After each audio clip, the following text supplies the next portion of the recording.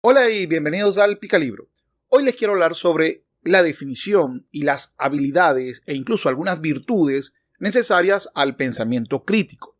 Todo el mundo habla del pensamiento crítico. Se considera el pensamiento crítico es una de las habilidades más importantes del siglo XXI. Y esto se debe a que el siglo XXI se basa en una sobreproducción de información. Así que saber separar la información buena y la información mala y aplicarla, que sería la final, lo que es el pensamiento crítico, es extremadamente relevante.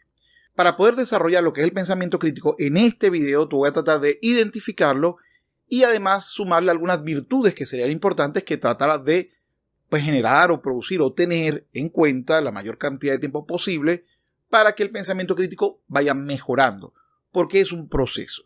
Ahora, para entender esto, lo primero que hay que hacer es explicar el pensamiento. ¿Qué es el pensamiento?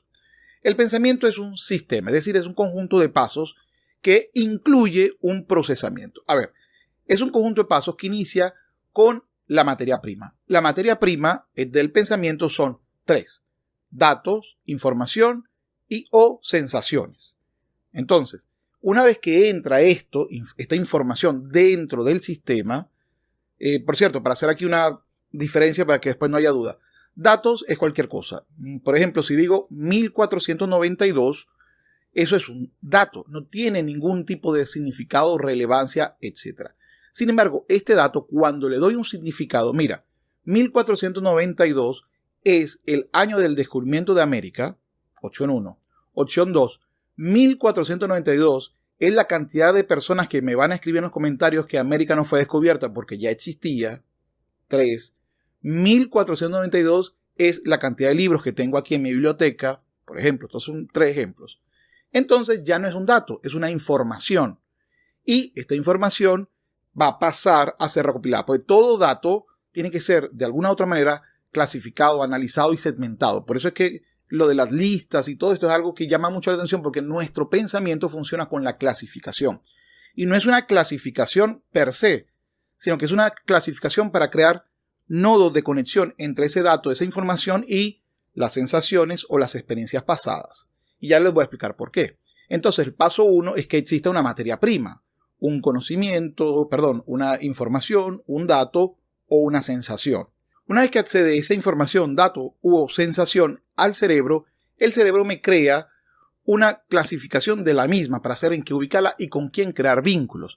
Ejemplo, te voy a decir inefable y te digo es una palabra y te explico para qué sirve. Entonces tú agarras esa palabra nueva, que es una información nueva, la clasificas como palabra bonita o palabra interesante para usar hoy, y entonces va a la creación de un nodo, entra a una red de contactos, de información dentro del cerebro. Así que esta generación de conexiones, nodos o redes dentro del cerebro con relación a esta información que acaba de ingresar, tiene un fin o un propósito. Y ese fin o propósito es dar un resultado. El resultado es el pensamiento. El pensamiento se manifiesta en la emisión de juicios, es decir, bueno o malo, feo o bonito, aplicable o no aplicable, lógico o no lógico, etc. Juicios es al final lo que hace el pensamiento con esto, es el resultado. Pero también puede ser una opinión, puede ser una conducta, por ejemplo, sonreír o dar la razón, así es, muy bien, etcétera, etcétera, etcétera. Por supuesto, crear argumentos. Eso es generalmente el resultado final del procesamiento llamado pensamiento. Pero esto lo hacemos todos los días. Entonces, ¿qué tiene de especial? Bueno, que cuando se le coloca el adjetivo crítico a la palabra pensamiento, requiere ciertas condiciones adicionales. En etimología hay una versión que dice que la palabra crítico viene una palabra indoeuropea con la base script. Script es la traducción exacta de cribar. Es decir, ese proceso en el que se separa la paja del trigo. Ustedes saben que se corta, cuando se corta el trigo, todo parece paja, pues hay maleza buena y maleza mala. Entonces se llega a una especie de malla metálica y se le da vueltas, vueltas, vueltas. Más o menos como uno ve que hacían los buscadores de oro en California, que agarraban tierra y empezaban a cribar, raca, raca, raca, raca. Bueno, eso solamente te va a dejar que se vaya la paja y quede efectivamente pues las piedritas de datos, informaciones o en su defecto sensaciones relevantes.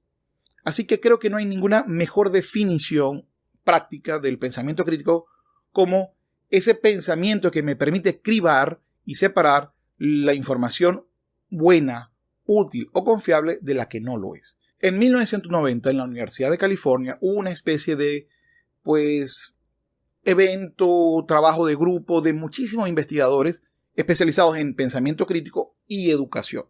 Y creo que crearon el documento más citado por prácticamente cualquier persona que hable de pensamiento crítico en el mundo. Y es el informe llamado Pensamiento Crítico y una visión a través de la experiencia educativa y para la instrucción, porque fue diseñado para eso. Y ellos definen, me parece muy bien, al pensamiento crítico de la siguiente manera. Entendemos que el pensamiento crítico es un juicio deliberado y autorregulador que deriva en interpretación, análisis, evaluación e inferencia, así como la explicación de lo probatorio, conceptual, metodológico, criterios o consideraciones contextuales sobre las cuales se basa ese juicio. Aquí abajo, en el comentario, como comentario destacado, voy a dejar el enlace a este informe. El que quiera leerlo, se lo recomiendo, sobre todo si quiere saber qué es el pensamiento crítico y cómo este grupo de destacados académicos consideran que se puede desarrollar. Una de las partes más interesantes es cuando ellos van hacia las habilidades y las subhabilidades necesarias, porque el pensamiento crítico es el fruto del desarrollo de estas habilidades y sus subhabilidades respectivas. Igual que la vez anterior, voy a utilizar el fondo original en inglés y voy a hacer una traducción un poco contextualizada, no literal, para que se entienda mejor lo que están hablando, sobre todo porque el documento es muchísimo más largo que estas pantallas que les estoy presentando. Vuelvo y repito, si quieres ver el documento original, está en los comentarios destacados con un enlace específico. Está en inglés, no está en español. Lista consensuada de habilidades cognitivas y sus subhabilidades para el desarrollo para el pensamiento crítico. Y estas parten de interpretación de la información o datos, es decir, la categorización de la información, que se puede traducir como qué es, la decodificación de los resultados, que puede entenderse como qué significa, y el descubrir el propósito. ¿Qué quiere decir? Es el qué es y el qué significa, pero contextualizado a la información que se está recibiendo. La segunda habilidad cognitiva del pensamiento crítico es el análisis. Eso implica la separación de ideas, la identificación de argumentos, la comprensión de esto y sus relaciones. El tercero es la evaluación, es decir, la evaluación de lo propuesto, del argumento per se. No es solamente la identificación, sino la evaluación de lo bien logrado, lo no logrado, lo adecuado, lo que los argumentos sustentan, etc. Esa es la inferencia, es decir, observar los vínculos entre la evidencia o las premisas y las conclusiones, entre lo que se afirma y lo que se está colocando como base de esa afirmación, y si las conclusiones son las más adecuadas o puede haber otras conclusiones derivadas precisamente de esas evidencias o la existencia de alternativas posibles. El quinto es la explicación. Es decir, como habilidad cognitiva del pensamiento crítico se requiere que esta explicación incluya unas subhabilidades como la justificación de los resultados y la presentación de los propios argumentos. Y lo último, y creo que esto es lo realmente significativo, lo más importante del pensamiento crítico para que el pensamiento crítico per se se expanda, es la autorregulación, es decir, una autoexaminación y una autocorrección. En caso contrario, es imposible que el pensamiento crítico, no importa los métodos que sigas, se sostenga. Esta habilidad y sus habilidades son geniales. Sin embargo, se salta una condición necesaria dentro del pensamiento crítico, porque estas habilidades terminan creando filtros. Yo creo que en el pensamiento crítico hay 3 filtros dentro de estas facultades que sí se aplican metódicamente. Es decir, el pensamiento crítico es un método, es una metodología para el pensamiento, para que el pensamiento dé más trigo que paja. Eso es a lo que se refiere. Mi visión actualizada de estas habilidades y subhabilidades es: el análisis es el paso número 1, pero el análisis ¿para qué? Para la clasificación de esta información, que es como lo manejamos dentro del proceso del pensamiento. El segundo paso es la esquematización lógica. Y aquí quiero decir algo. Si no tienes conocimiento de lógica, aquí por cierto en este canal le he dedicado varios videos a la lógica, por aquí están o por aquí, sobre los principios lógicos y sobre el saber pensar, que son métodos específicos para aprender sobre lógica proposicional, sobre lógica muy básica de nivel 1, de nivel 0, etc. Pero si tú haces un esquema lógico, es decir, las premisas, las inferencias y las conclusiones, te vas a hacer mucho más fácil entender y separar lo que el sujeto o lo que la información te está diciendo.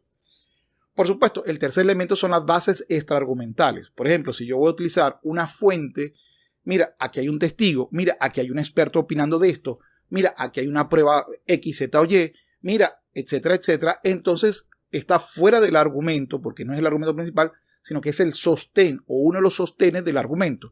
Así que efectivamente debo ir a ello y entenderlo como elemento extraargumental. Eso es simplemente un refuerzo del argumento, una prueba del argumento, no el argumento per se.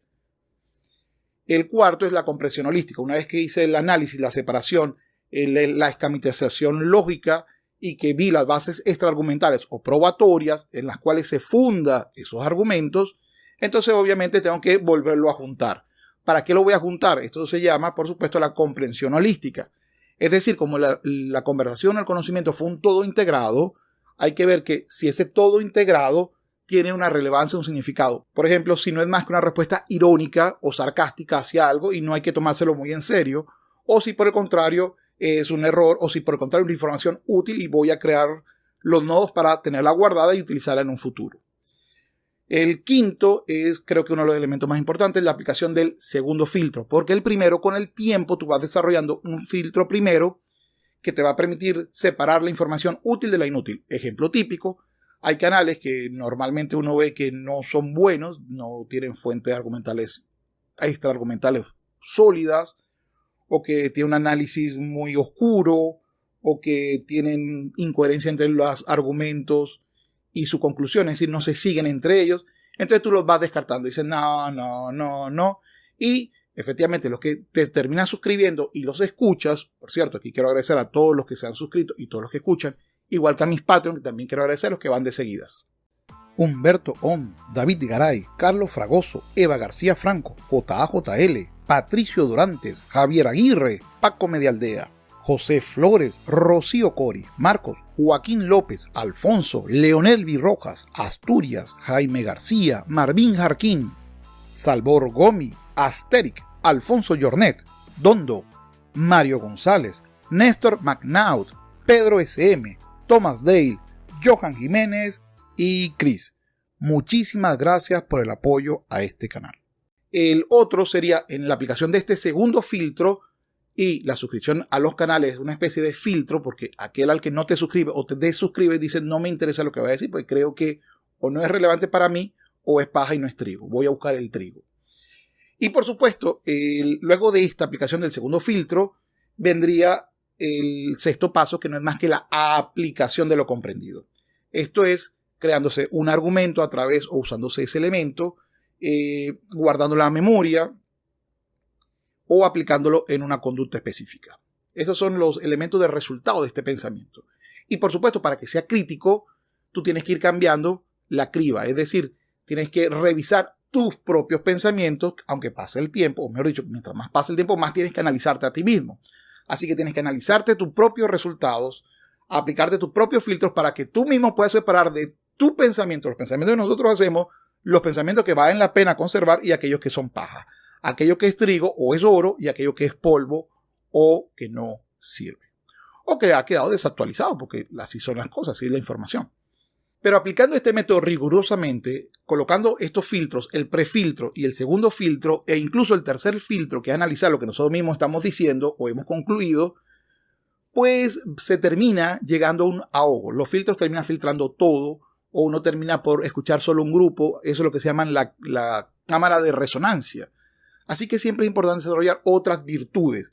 Y aquí el consenso de expertos me dice o aspira a crear las siguientes virtudes. El pensador crítico ideal es habitualmente inquisitivo, bien informado, confiado en la razón, de mente abierta, flexible, imparcial en evaluación, honesto para enfrentar sesgos personales, prudente para emitir juicios, dispuesto a reconsiderar, claro sobre los problemas, ordenado en asuntos complejos, diligente en la búsqueda relevante de información, razonable en la selección de criterios, enfocado en la indagación y persistente en la búsqueda de resultados que sean tan precisos como el sujeto y la circunstancia y la indagación permitan. Por lo tanto, educar a buenos pensadores críticos significa trabajar hacia este ideal. Bueno, en fin, estas virtudes o estas conductas no tienen que ver directamente con el pensamiento crítico. El que seas de repente lo más objetivo posible o que seas lo más racional posible o lo menos impulsivo posible no te hace un pensador crítico. El que estés abierto a escuchar a otros no te hace un pensador crítico, pero te mejora el procesamiento crítico porque, por ejemplo, puedes acceder a información que de otra manera no hubiera accedido. Simplemente lo que tienes que seguir filtrando y mejorando paulatinamente tus propios filtros. Es decir, no son estáticos. A eso se refiere. Bueno, dicho esto, espero que te sea útil este video y nos veremos muy pronto. Así que antes de irte, te invito a suscribirte a mi canal secundario, a mis dos canales secundarios, el Picalibro 2 y Capitán Cultura, al igual que mis redes sociales, Twitter, Instagram y Facebook. Si te ha gustado el video, por favor, dale me gusta, coméntalo. A YouTube le gustan mucho los videos que los comentan, los recomiendan más que a los que no se comenta, aunque le den me gusta solamente. Compártelo. Si crees que es útil, por favor, hácelo llegar a otras personas. Si te ha gustado lo que estoy haciendo, por favor, ya YouTube a esta altura de estarte colocando 2 videos adicionales por acá, para que por favor le des por allá. Y bueno, los vayas mirando. Dicho esto, ahora sí me despido. Sapere aude y hasta luego.